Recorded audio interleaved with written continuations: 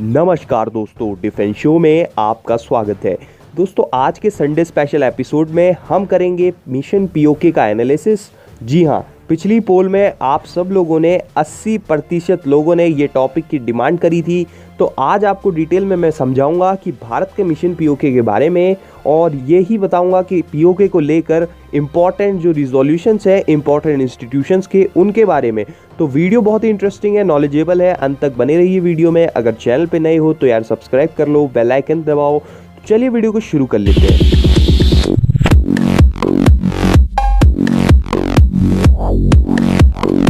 तो दोस्तों, हम स्टार्ट करें इससे पहले आप पीओके के बारे में कुछ थोड़ी जो महत्वपूर्ण जानकारियां हैं, इंफॉर्मेशन है, वो ले लीजिए।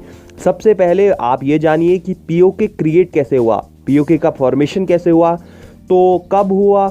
1947 के वक्त जब इंडो पाकिस्तान वॉर हुआ था, उस वक्त पाक आर्मी एलएसडी लोकल्स के रूप में पीओके में घुसी थी। यानी कि पाकिस्तान ने अपने सैनिक लोकल रेजिडेंट्स के रूप में डिस्गाइज करके भेजे थे।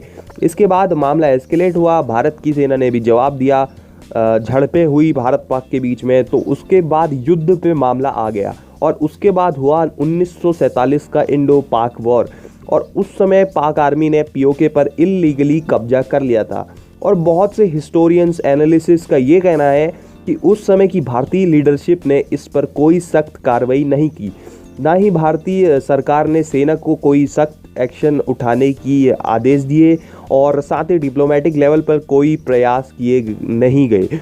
उल्टा तब के प्रधानमंत्री यानी कि आदरणीय नेहरू जी उस समय उस मामले को यूनाइटेड नेशंस में लेकर चले गए, जिससे कि प्रेजेंट सिनेरियो में पाकिस्तान को एक स्ट्रॉन्ग स्टैंड मिल जाता है पीओके की टेरिटरी, जिसे कि वो लोग आज़ाद कश्मीर बोलते हैं, उसको डिफेंड करने का। आज इसी पॉइंट को लेकर हम बात कर रहे हैं। तो आज मैं आपको बताता हूँ यूएनएससी के रिजोल्यूशन 39 के बारे में, और जो कि बहुत ही इंपॉर्टेंट है आज की करंट सिचुएशन और सिनेरियो में। तो जब भारतीय पीएम नेहरू इस मामले को लेकर यूएनएससी पहुंचे, तो वहां पर यह टॉपिक उठना तो लाजमी था, क्योंकि उस समय पर हमारी डिप्लोमेसी आज की तुलना में इतनी ख़राब थी कि यूएसए जैसा देश, जो कि आज भारत का एलाई है, वो उस समय पाकिस्तान को फेवर करता था। तो ये मामला उठा 20 जनवरी 1948 को। यूएनएससी के रिजोल्यूशन इस पे बनाया जाना था। ये कहा गया कि कश्मीर मसले का पीसफुल सॉल्यूशन निकाला जाए, और इसके लिए यूएनएससी की ओर से एक कमीशन बनाया जाएगा, जिसमें कि 3 मेंबर्स होंगे, एक पाकिस्तानी मेंबर्स, एक भारत का मेंबर, और ये दोनों मेंबर्स मिलकर तीसरे मेंबर को इलेक्ट करेंगे, चुनेंगे।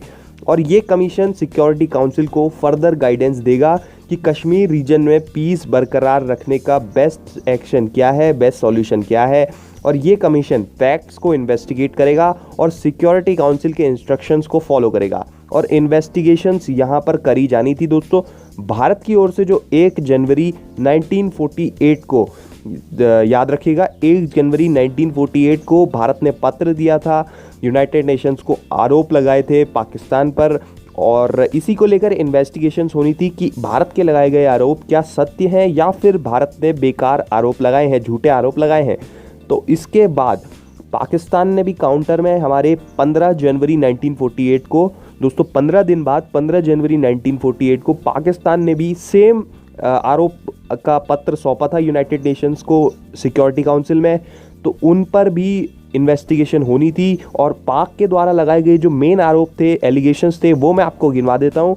पाक ने ये एलिगेशन लगाया कि भारत जो है वो भारत के बंटवारे को, यानी कि इंडियन पार्टीशन को अंडू करना चाहता है, यानी कि सीधे सीधे पाकिस्तान को वापस भारत में मिलाना चाहता है। और भारत ईस्ट पंजाब, दिल्ली और कश्मीर में मुस्लिम्स के अगेंस्ट जीनोसाइड कर रहा है। इसके अलावा पाकिस्तान ने ये एलिगेशन लगाया कि भारत ने जूनागढ़ को फोर्सफुली और अनलॉफुली ऑक्यूपाई किया है। और जो मेन आरोप पाक ने भारत पे लगाया था, जो बहुत बड़ा आरोप था, वो ये था कि भारत ने फ्रॉड और वायलेंस से जम्मू कश्मीर पर कब्जा किया है, और भारत पाक को मिलिट्री अटैक की भी धमकी दे रहा है।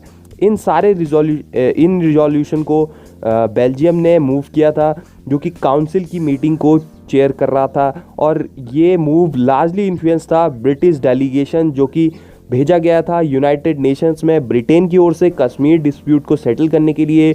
दोस्तों उस समय पर कश्मीर की डिस्प्यूट में ब्रिटेन का भी एक बड़ा हाथ था, क्योंकि ब्रिटेन का ही शासन था 1947 से पहले, तो इसलिए ब्रिटेन का भी एक अहम रोल था इसमें कश्मीर डिस्प्यूट को सेटल करने में। तो ब्रिटेन ने भी अपनी ओर से एक डेलीगेशन भेजा था डिस्प्यूट को सेटल करने के लिए, और यही डेलीगेशन जो था उसने भी कुछ सुझाव दिए थे, और उन्हीं सुझाव से मिला जुला ये जो यूएनएससी का रिजोल्यूशन 39 था, ये उससे लार्जली इन्फ्लुएंस था।